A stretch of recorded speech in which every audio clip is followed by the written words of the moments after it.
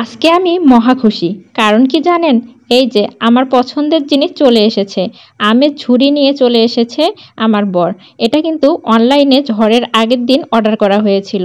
ঝড়ের কারণে একদিন লেট করে আমটা এসেছে। ভাবছি আমটা আসলে ভালো আছে না পচে গেছে কে জানে।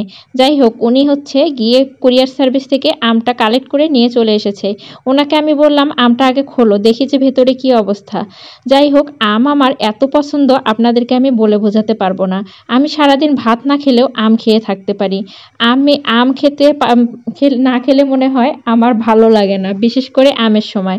যখন গ্রামের বাড়িতে ছিলাম তখন তো আমি আর প্রতিদিনের দুপুরবেলার করে আম খেয়ে আর দুপুরে ভাত খেতাম না। যাই হোক আমগুলো অনেক ভালো আছে।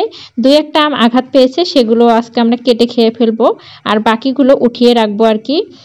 আমগুলো দেখুন সাইজটাও খুব সুন্দর আছে, খেয়ে আপনাদেরকে বলবো কেমন আসলে। তারপরে ওনাকে বলেছিলাম 2টা মুরগি আনতে, আর আমার তো মুরগির পা অনেক ভালো লাগে। আপনাদের বাকিদের কেমন লাগে আমি জানি না, অনেকে বলবেন পা খেলে ঘৃণা লাগে। যাই হোক আমার কাছে ভালোই লাগে। তারপরে দুধ ওইদিকে চুলায় দিয়ে রেখে আম খুলতে এসেছিলাম, এসে দেখি দুধ অর্ধেক পড়ে গিয়েছে। কি আর করব, খুশিতে মনে হচ্ছে কি সবে ভুলে গিয়েছি। যাই হোক আমগুলো ভালো আছে, খারাপ না। আমগুলো এখন বাকিগুলো দেখে দেখে আমরা আমগুলো বেছে নিলাম যেগুলো একটু থেতলিয়ে গিয়েছে। তারপর ওনাকে বললাম তুমি একটু কাটো। আমি আজকে না কাটি, তুমি কেটে ফেলো, আমি মুরগিটা কেটে ফেলবো এখন। যাই হোক আমগুলো কাটা হওয়ার পর আমি খেয়ে দেখলাম আমগুলো আসলে অনেক মিষ্টি। এটি কিন্তু সাতক্ষীরার হিমসাগর আম। তারপরে কালকে তরমুজ একটা এনে রেখেছিলাম, অর্ধেক খেয়েছিলাম আর বাকি অর্ধেক রেখেছিলাম। তা ভাবলাম বাকিটা খেয়ে ফেলি, যেহেতু গরমের দিন নষ্ট হয়ে যেতে পারে, তাই তরমুজটাও কেটে খেয়ে ফেললাম। আর এদিকে দুইজনে বসে বসে কিন্তু রসুনগুলো ছিলেছিলাম। পর জানালা দিয়ে দেখি যে আকাশটা আবারও খারাপ করে এসেছে। মনটাই খারাপ হয়ে যাচ্ছে বারবার আকাশ খারাপ হওয়ার জন্য।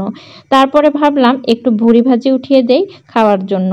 যেহেতু কিছুই ছিল না ফ্রিজে তেমন একটা মাছ মাংস, তাই ভুড়িটা বের করে নিয়েছি। ওর তো কেবল মুরগি নিয়ে এসেছে, মুরগিটা আর রান্না করব না, মুরগিটা কালকের জন্য রেখে দিয়েছি যে কালকে রান্না করব। শর্টকাট পদ্ধতিতে ভুড়িটা এখন রান্না করা যায়, তাই ভুড়িটা রান্নার জন্য উঠিয়ে দিলাম। এখন দেখুন ভুড়িটা কিন্তু আমি আগে সেদ্ধ করে রেখেছি প্রেসার কুকারে। এখন এখানে আদা রসুন দিয়ে দিচ্ছি।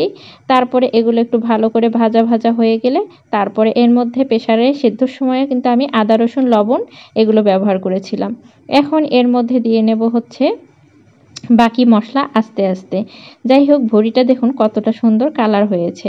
আমার ভুড়ি ভাজি খেতে অসম্ভব ভালো লাগে। বাড়ি থেকে অনেকগুলো ভুড়ি নিয়ে এসেছিলাম, সেগুলোই এই কয়েকদিন ধরে খেয়ে ফেললাম আর কি। যাই হোক আমের সিজনে আম না খেলে কিন্তু একদমই চলে না। কি বলেন আপনারা? আমার মতো আম পাগল কে কে আছে বলুন তো? আমি কোন পেজ থেকে আমটা নিয়েছি সেটাও আমি আপনাদেরকে দেখিয়ে দেব। আমগুলো কিন্তু একদম গাছ থেকে পাড়া, দেখে বোঝা যায় কোনো ফরমালিন নেই, কিছু নেই। অবশ্য ওটি আমাদের চেনা পরিচিত পেজও।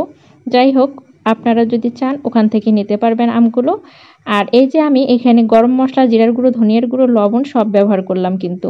এখন আমি এর মধ্যে আলুগুলো তুলে দেব। আপনাদেরকে এর আগেও দেখেছি আমরা কিন্তু আলু দিয়ে ভুড়ি ভাজি খাই, এমনিতেও খাওয়া হয়, আলু দিলে একটু বেশি ভালো লাগে।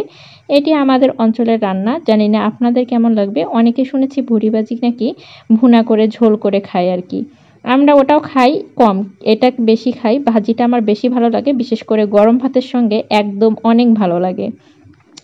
আর এখন আমি এর মধ্যে পানি দিয়ে ঢেকে রেখে দেবো, কারণ আলুগুলো সিদ্ধ হতে একটু টাইম লাগবে। ভুড়িটা যেহেতু আমি প্রেসারে সিদ্ধ করে নিয়েছি, তাই ভুড়িটাকে আর বেশি সিদ্ধ করার প্রয়োজন নেই, কিন্তু আলুটা সিদ্ধ হতে একটু সময় লাগবে। আমার কাছে মাছ মাংসের থেকে ভুড়ি ভাজিটা একটু বেশি ভালো লাগে। মনে হয় মাংস না দিলেও চলবে, কিন্তু ভুড়ি ভাজি দিলে আমার আর কোনো কথাই নেই। যাই হোক এখন ঢাকনা বন্ধ করে দিয়ে কিছুক্ষণ আমি জাল করে নিচ্ছি। আজকে আমার দিনটা ভালোই গেল, সারাদিন অনেক কাজকর্মের মধ্যে চলে গেল, সময়গুলো খুব দ্রুত কেটে গিয়েছে। আর আজকে আমার হাজব্যান্ডের অবশ্য ছুটি ছিল, কারণ এদিকে ভোটের কারণে ছুটি হয়ে গিয়েছে।